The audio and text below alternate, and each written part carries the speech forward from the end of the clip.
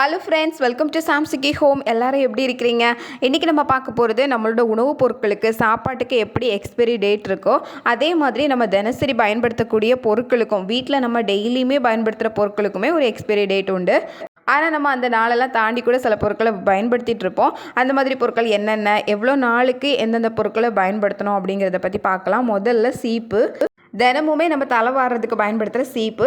இந்த சீப்பை மாதத்துக்கு ஒரு தடவை ஏதாவது ஒரு சோப் லிக்விட் இல்லை சோப் பவுடர் இதில் போட்டு நல்லா வாஷ் பண்ணணும். அதுக்கப்புறம் 3 மாதத்துக்கு ஒரு தடவை இந்த சீப்பை மாற்றவும் செய்யணுமா. வேறு சீப்பு புதுசாகவே வாங்கிடணும். எப்படி இருந்தாலும் மாதத்துக்கு ஒரு தடவை அதை வாஷ் பண்ணியே ஆகணும். இல்லை அப்படின்னா நமக்கு தலையில் ஏதாவது டேண்ட்ரஃப் இருக்கும். நம்ம தலைக்கு அதுக்கு தனியாக ஷாம்பெல்லாம் யூஸ் பண்ணிகிட்டு இருப்போம் இந்த டேண்ட்ரஃப் போகிறதுக்காக.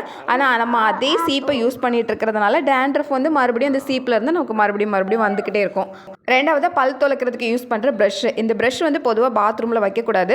பாத்ரூமில் ரொம்ப வெளிச்சமோ காற்றோ வெயிலோ அதிகமாக வரல அப்படிங்கிறதுனால பாத்ரூமில் வைக்கக்கூடாது அப்படின்னு சொல்லுவாங்க. இதை நம்ம வாஷ் பேஷனுக்கு மேலே ஒரு ஸ்டாண்ட் வச்சு அதுக்கு மேலே அப்படி வச்சுக்கலாம். அப்படின்னா ரொம்ப காற்று வெளிச்சம் இதெல்லாம் படுறதுனால அதில் ஈரம் இல்லாமல் ட்ரை ஆகும். பாத்ரூம்குள்ளே வைக்கும்போது அந்த ப்ரஷ் ஈரமாகவே இருக்கும். பொதுவாக அது ஈரமாக இருக்கக்கூடாது, அதுக்காக வெளியே வைக்கணும் அப்படின்னு சொல்லுவாங்க. இந்த ப்ரஷ்ஷை நம்ம 3 மாதத்துக்கு ஒரு தடவை மாற்றி ஆகணுமா. மூணாவது நம்ம முகம் துடைக்கிறதுக்காக யூஸ் பண்ணுற டவல். பொதுவாகவே தலைக்கு துவட்டுறதுக்கு தனியாக டவல் வச்சுருக்கணும், முகத்துக்கு தனியாக டவல் வைக்கணும். ஏன் அப்படின்னா நம்ம தலையெல்லாம் துவட்டும் போது தலையில் இருக்கிற எண்ணெய், அதில் இருக்கிற டேண்ட்ரஃப் இதெல்லாம் அந்த டவலுக்கு வந்திருக்கும். திரும்ப அந்த டவலை நம்ம மறுபடியும் முகம் துடைக்கிறதுக்கு யூஸ் பண்ணும்போது நம்ம முகத்தில் மறுபடியும் அந்த டேண்ட்ரஃப் எண்ணெய் பசை இதெல்லாம் வரும். அதனாலே பிம்பிள்ஸ்லாம் கூட வரும். இதுக்காக தான் முகத்துக்கு தனியாக டவல் வைக்கணும் அப்படின்னு சொல்கிறாங்க. இந்த முகத்துக்கு யூஸ் பண்ணுற டவலுமே ரொம்ப மாதங்களுக்கு ஒரே டவலை யூஸ் பண்ணக்கூடாது. நம்ம நிறைய துவைச்சி யூஸ் பண்ணால் கூட அதில் திரும்ப நம்ம 1-2 தடவை முகம் துடைக்கும் போதே ஃபங்கஸ்லாம் வர ஆரம்பிக்கும் அப்படின்னு சொல்கிறாங்க. அதனால் இந்த முகத்துக்கு யூஸ் பண்ணுற டவலையும் ஒரு 3 மாதத்துக்கு ஒரு தடவை மாற்றி ஆகணுமா. நாலாவது நம்ம யூஸ் பண்ணக்கூடிய இன்னர்வேர். இந்த இன்னர்வேர் கட்டாயம் 6 மாதத்துக்கு ஒரு தடவை நம்ம புதுசாகவே வாங்கிடணும். நம்ம யூஸ் பண்ணிகிட்டு இருக்கிறத விட்டுட்டு திரும்ப புதுசாக வாங்கி 6 மாதத்துக்கு ஒரு தடவை பயன்படுத்தணும். ஏன் அப்படின்னா அதை நம்ம ரெகுலராக பயன்படுத்துறதுனால 6 மாதம் தான் அதோட எக்ஸ்பைரி டைம். திரும்ப அதுக்கு மேலே நம்ம பயன்படுத்திகிட்டு இருந்தோம் அப்படின்னா ரொம்ப ஈஸியாக சீக்கிரமாகவே அதில் ஃபங்கஸ்லாம் ஃபார்ம் ஆகும் அப்படின்னு சொல்கிறாங்க. அஞ்சாவதாக பவுடர் போடுறதுக்கு பயன்படுத்துகிற பஃப். பவுடர் போட்டுட்டு முகத்தில் எல்லா இடமும் ஈவனாக கரெக்டாக படணும் அப்படிங்கிறதுக்காக நம்ம இதை வச்சு டச்சப் கொடுப்போம். இதை நம்ம டெய்லியுமே யூஸ் பண்ணுறோம் அப்படிங்கிறதுனால 3 மாதத்துக்கு ஒரு தடவை மாற்றணுமா. அடுத்தது நம்ம யூஸ் பண்ணுற கர்ச்சிஃப். இந்த ஹேண்ட் கர்ச்சிஃப் நம்ம டெய்லியுமே யூஸ் பண்ணுவோம், எப்போவும் கையில் வச்சுருப்போம். அப்படிங்கிறதுனால இதையுமே 3 மாதத்துக்கு ஒரு தடவை, என்ன தான் துவைச்சாலும் 3 மாதத்துக்கு ஒரு தடவை புதுசாக வேறு வாங்கிக்கிறது தான் நல்லதுன்னு சொல்கிறாங்க. ஆறாவது நம்ம தலை துவட்டுறதுக்காக பயன்படுத்துகிற டவல். குளிச்சுட்டு நம்ம ஈரம் போகிறதுக்காக அந்த டவலை வச்சு துவட்டுறோம். இதை 6 மாதத்துக்கு ஒரு தடவை நம்ம மாற்றணும் அப்படின்னு சொல்கிறாங்க. இல்லை அப்படின்னா நம்ம அதை என்ன தான் துவைச்சி யூஸ் பண்ணாலும் 6 மாதத்துக்கு மேலே போகும்போது துணியோட குவாலிட்டி கொஞ்சம் குறைஞ்சிருக்கும். அதனால் சீக்கிரமாக அதில் ஃபங்கஸ் ஃபார்ம் ஆகும் அப்படின்னு சொல்கிறாங்க. இதுக்காகவே தலை துவட்டுற டவலை 6 மாதத்துக்கு ஒரு தடவை நம்ம புதுசாக தான் வாங்கியாகணும். அடுத்ததான் நம்ம டெய்லி யூஸ் பண்ணக்கூடிய செருப்பு. இதையுமே நம்ம அதோட நாள் முடியுது அப்படிங்கிறத பார்த்து அதுக்கேற்ற மாதிரி மாற்றிக்கணும். செருப்பில் பல வகைகள் இருக்குது. இதில் ஒவ்வொருத்தர் நடக்கிறத பொறுத்து அந்த செருப்பு தேய்கிறதுமே இருக்குது. சில பேர் நடக்கும்போது 5 விரலும் பதிஞ்சு அந்த உள்ளங்காலுமே பதிகிற மாதிரி நடப்பாங்க. அதனால் செருப்பில் அது ஒரு டிசைனாகவே வந்துடும். 5 விரலும் பதிஞ்சிருக்கும், உள்ளங்காலுமே பதிஞ்சிருக்கும். அந்த மாதிரி ரொம்ப அழுத்தி நடக்கிறவங்களுக்கு செருப்பு சீக்கிரமாக தேஞ்சு போகும். சில பேர் நடக்கிறதே தெரியாமல் ரொம்ப மென்மையாக நடப்பாங்க.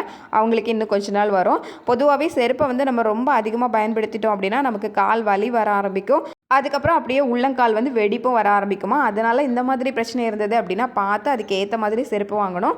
செருப்பு ரொம்ப தேஞ்சிடுச்சு அப்படின்னு தெரிஞ்சதுன்னா வேறு மாற்றுறது தான் நல்லது. அடுத்ததான் நம்ம வீட்டுக்கு யூஸ் பண்ணக்கூடிய கால் மிதியடி மேட்டு. இதில் நம்ம அதில் தான் கால் மிதித்து வீட்டுக்குள்ளே போவோம். அப்படிங்கிறதுனால அதில் நிறைய கிருமி பாக்டீரியாஸ் இதெல்லாம் இருக்குன்னு சொல்கிறாங்க. அதை தடுக்கிறதுக்காக தான் நம்ம மேட்டு போடுறோம். இந்த மேட்டை நம்ம வாரத்துக்கு ஒரு தடவை நல்ல சுடுதண்ணியில் ஊற வச்சு சோப்பு பவுடர் போட்டு துவைச்சி போடணும். நல்லா வெயிலில் காய வைக்கணும். என்ன தான் நம்ம வாரத்துக்கு ஒரு தடவை அதை துவைச்சாலுமே கட்டாயமாக 6 மாதத்துக்கு ஒரு தடவை புதுசாக மாற்றணும். ஏற்கனவே யூஸ் பண்ணிகிட்டு இருக்கிறத தூக்கி போட்டுட்டு புதுசாக தான் மேட் வாங்கணும் 6 மாதத்துக்கு ஒரு தடவை அப்படின்னு சொல்கிறாங்க. அடுத்தது வீட்டில் அழகுக்காக பயன்படுத்துகிற மீன் தொட்டி. இந்த மீன் தொட்டி வாங்கினோமா, மீனை வாங்கி உள்ளே போட்டோமா அப்படிங்கிறதோட நம்மளோட வேலை முடியறது கிடையாது. அதை பராமரிக்கணும். அதனால் அதில் கொஞ்சம் வேலை இருக்க தான் செய்யும். மாதத்துக்கு ஒரு தடவை அதில் இருக்கிற தண்ணியை கட்டாயமாக மாற்றணும் அப்படின்னு சொல்கிறாங்க. இதை முறையாக பராமரிக்காத போது வீட்டில் அழகு வச்சிருக்கிற அந்த மீன் தொட்டியிலிருந்து வித்தியாசமான ஸ்மெல் வர ஆரம்பிக்கும். அது வீடு முழுக்க பரவவும் ஆரம்பிக்கும். அதனால மீன் தொட்டி வச்சிருக்கிறவங்க இதை மெயின்டைன் பண்ணுறது ரொம்ப தேவையாக இருக்குது. அடுத்தது வீட்டில் நம்ம வளர்க்குற செடிகள். அழகுக்காக நிறைய செடிகள் வளர்ப்போம். என்ன செடிகளாக இருந்தாலும் அந்த செடிகளையும் வாரத்துக்கு ஒரு தடவை நம்ம பராமரிக்கணும். காஞ்சி போன இலைகளோட அந்த செடிகள் இருந்தது அப்படின்னா பார்க்குறதுக்கு அவ்வளோ நல்லா இருக்காது. அதனால் வாரத்துக்கு ஒரு தடவை காஞ்சி போன இலைகளெல்லாம் எடுத்துகிட்டு சிலதெல்லாம் வெட்டி விட்டால் தான் பார்க்குறதுக்கு அழகாக இருக்கும். அந்த மாதிரி இருக்கிறத கரெக்டாக கட் பண்ணி விடணும். சிலது அதிகமாக வளரவே செய்யாது, அப்படியே நிற்கும். ஆனால் நல்லா கட் பண்ணி விட்டோம் அப்படின்னா திரும்ப சூப்பராக வளர ஆரம்பிக்கும். மல்லிகை செடியெல்லாம் பூ பூக்கவே இல்லை அப்படின்னா அதில் இருக்கிற இலையெல்லாம் மொத்தமாக உருவி விட்டுறணும்னு சொல்லுவாங்க. ஏன் அப்படின்னா அந்த செடி மொத்தமாகவே அதோட சத்து முழுக்க அந்த இலைக்கே கொடுத்து இலையே தான் வளர வச்சுட்ருக்கோம். இப்போ அந்த இலையெல்லாம் நம்ம உருவி விட்டுட்டோம் அப்படின்னா அது அதுக்கப்புறம் பூ பூக்கிறதுக்கான வேலையில் இறங்கும். இலையை மறந்துட்டு பூக்கு ஃபோக்கஸ் கொடுத்து அதுக்குள்ள வேலையெல்லாம் பார்க்க ஆரம்பிக்கும். அதுக்கப்புறம் பூ வந்து நிறைய பூக்க ஆரம்பிக்கும். இந்த மாதிரி என்னதான் வீட்டில் நிறைய செடி வச்சிருந்தாலும் அதையும் மெயின்டைன் பண்ணணும், அதுக்குமே தனி நேரம் கொடுக்கணும். அடுத்தது வீட்டில் வந்து பெருசாக நம்ம போட்டிருக்கிற ஸ்க்ரீன், நம்ம வந்து விண்டோக்கு போட்டிருப்போம், கதவுக்கு போட்டிருப்போம். இந்த மாதிரி ஸ்க்ரீன் எல்லாம் மாதத்துக்கு ஒரு தடவை டஸ்ட் எடுக்கிறதுக்காக வேக்கம் கிளீனர் வந்து யூஸ் பண்ணலாம். இல்லை ரொம்ப டஸ்ட் ஆகிடுச்சு அப்படின்னு தெரிஞ்சுன்னா அது எல்லாத்தையும் மாதத்துக்கு ஒரு தடவை துவைச்சி போடுறது தான் நல்லது. இதை மாற்றி மாற்றி போடுறதுக்கு நம்ம ஒரு 3-4 ஸ்க்ரீன் வச்சுருந்தோம் அப்படின்னா ஒவ்வொரு மாதமும் ஒவ்வொரு லுக்கில் அது தெரியும் பார்க்குறதுக்கு.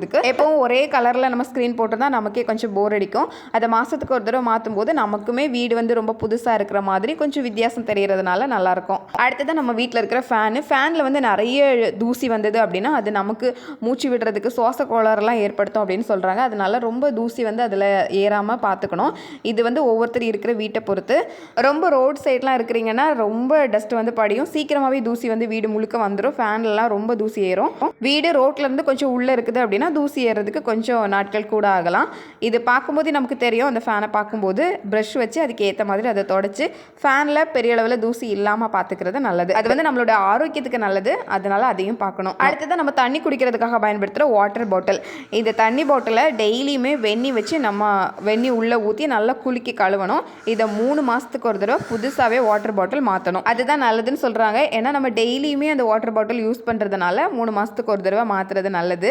தினமுமே நல்லா சுடுதண்ணி ஊற்றி குலுக்கி கழுவணும். அடுத்ததான் நம்ம பாத்ரூம்க்கெல்லாம் யூஸ் பண்ணுற ப்ரஷ்ஷு. இந்த ப்ரஷ்ஷையுமே 3 மாதத்துக்கு ஒரு தடவை இல்லை 6 மாதத்துக்கு ஒரு தடவை நம்ம வந்து மாற்றிடணும்னா இருக்கிறத தூக்கி போட்டுட்டு புதுசாகவே வாங்கணுமா. ஏன்னா தினமுமே பயன்படுத்துறதுனால 6 மாதத்துக்கு ஒரு தடவை கட்டாயம் மாற்றுறது தான் நல்லதுன்னு சொல்கிறாங்க. அடுத்தது வீட்டு துடைக்கிறதுக்காக யூஸ் பண்ணுற மாப்பு. இந்த மாப்பை வந்து நம்ம ஒவ்வொரு தடவை யூஸ் பண்ணி முடிச்சதுக்கப்புறம் நல்ல வெயிலில் காய வைக்கணும். அதுக்கப்புறம் இதையுமே 6 மாதத்துக்கு ஒரு தடவை புதுசாக வாங்குறது தான் நல்லதுன்னு சொல்கிறாங்க. 6 மாதத்துக்கு மேலே பயன்படுத்தும் போது அதில் பெரிய அளவில் பயன்பாடு இருக்காது அப்படின்னு சொல்கிறாங்க. இருந்தாலும் எந்த பொருளாக இருந்தாலும் ஒவ்வொருத்தர் பயன்படுத்துறதை பொறுத்து தான். அடுத்தது டேபிள் மேட்டு. இந்த டேபிள் மேட் வந்து டைனிங் டேபிளுக்கு மேலே சில வீடுகளில் போட்டிருப்பாங்க. மேலே மேட் போட்டு அதுக்கு மேலே வந்து சாப்பாடெல்லாம் சாப்பிட்றதுக்காக யூஸ் பண்ணிட்டு இருப்பாங்க.